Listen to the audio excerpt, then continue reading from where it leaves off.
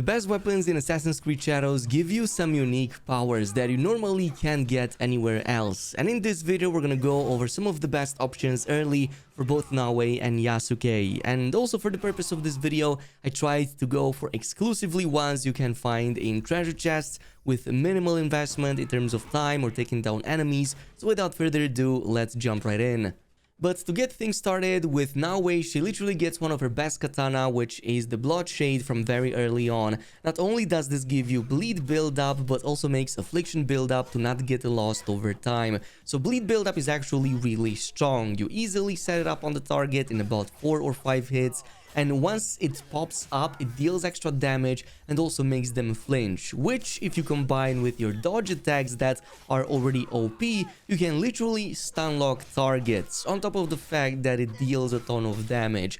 And with that perk on it, it means that the affliction buildup will never actually start decreasing like in the normal scenarios. Meaning that even if you don't attack a target for a few seconds, it's still going to be there exactly how you applied it. You, by the way, get this very early in the first region. It's going to be on one of these ships west of Osaka, so just take a boat, head over there to the big one, go inside of the main room in the upper level, and then get it from this chest right here in the main office.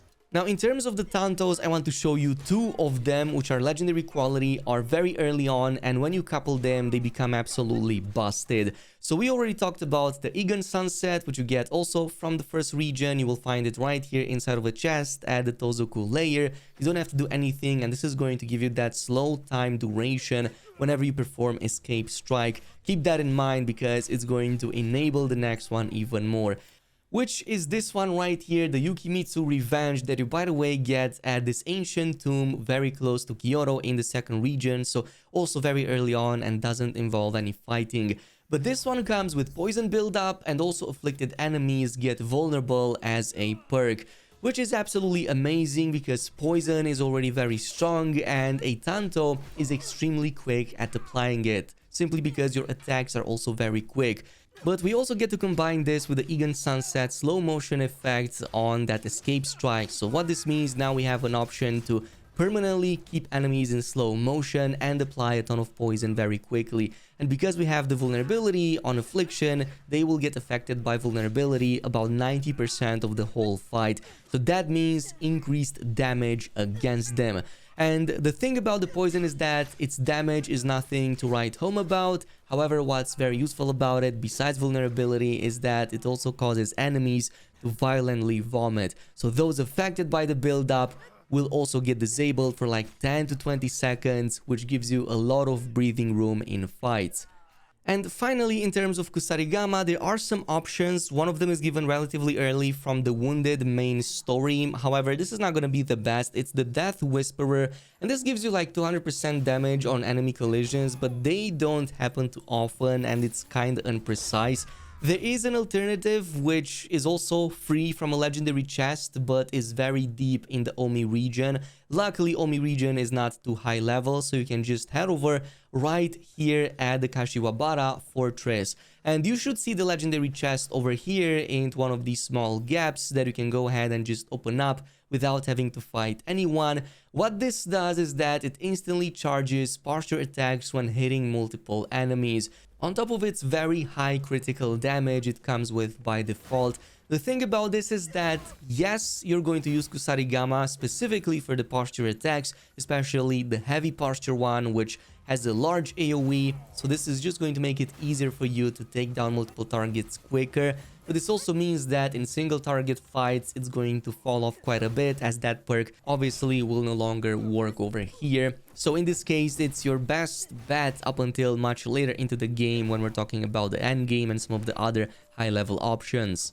But let's move on to Yasuke, and he already gets one of his best legendary bows right here in the first region at his Makino Kofun. So basically, just go ahead over there, complete that, and you're going to get the Blush of the Earth, which extends Clear Mind duration by 5 seconds. Clear Mind being basically your ability to slow down time so that you can more easily aim enemy headshots. So this is pretty much going to let you take down multiple targets before they even get a chance to do anything or get close to you. Not a bad option given your limited amount of ammo, and you can definitely also use it as a single target to squeeze in some extra damage in case you're playing on higher difficulties and don't have another choice. But the next weapons definitely will give you a choice, and the next one is the Turquoise Zephyr. This is one of the best legendary long katanas for Yasuke, and the good thing is that you also get it very early. So this one on successful parries pushes nearby enemies back. That is what makes it so strong. It gives you that breathing room that you need since you're going to be parrying all the time. And if you combine this with that defender's armor I covered in the armor's video, you're going to also do the same even if enemies use red unblockable attacks against you. Even beyond that, it seems that if you have the damage on parry perk activated, you can also have that damage applied to other targets nearby. As long as they are within a decent range, not too far away, but rather close to you, you will notice that they will also get damaged, both their armor and their HP. And by the way, that shockwave reaches much further than you think it does. Like for example, in this footage right here, one of the enemies was trying to sound the alarm, but the shockwave from the parry I just did was enough to knock it down from all the way there. So definitely very useful. By the way, you get this very close to Ekujikiri, just a little bit further southwest from Kyoto, so very close to the second region. Right here, you should spot that legendary chest in the water, drop down, grab it, and it's yours. But really, your build for Yasuke will come together once you get this amazing Kanabo right here. As we said before, the Venom pillar is by far the strongest weapon in the game because it instantly charges posture attacks by alternating attack types. And like I said in yesterday's video, this couples very well with Yasuke's Devastation and Forward Momentum perks, which basically enables you to perform these bat swings right here, just alternating light, heavy, light, heavy, light, heavy. And this essentially instantly gives you, even skips the animation for the charged versions of these attacks right here. So you don't have to charge the weapon any longer, you just alternate the buttons and your character will automatically pull off these moves.